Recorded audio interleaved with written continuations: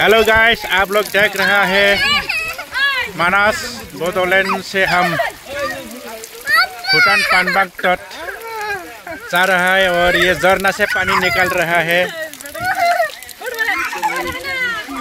इस झरना से हम पानी पी के अच्छा लगा है, बहुत अच्छा लगा। हाँ।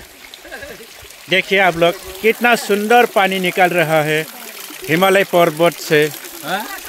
ये है हिमालय पर्वत, भूटान पानबाग का पहाड़ है हम लोग का। हाँ हाँ, बहुत अच्छा लगा हम एकदम दोनों घूमने साथ के लिए। में तो बहुत अच्छा लगा ना। बहुत अच्छा लगा एकदम। Thank you guys, thank you.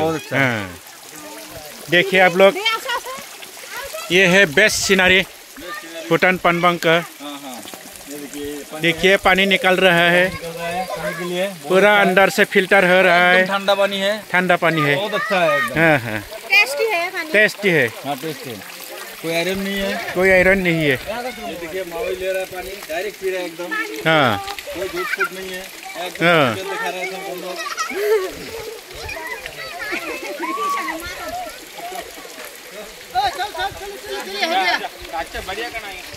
कितना ऊपर से पानी आ रहा है। बहुत ऊपर से आ रहा है, बहुत।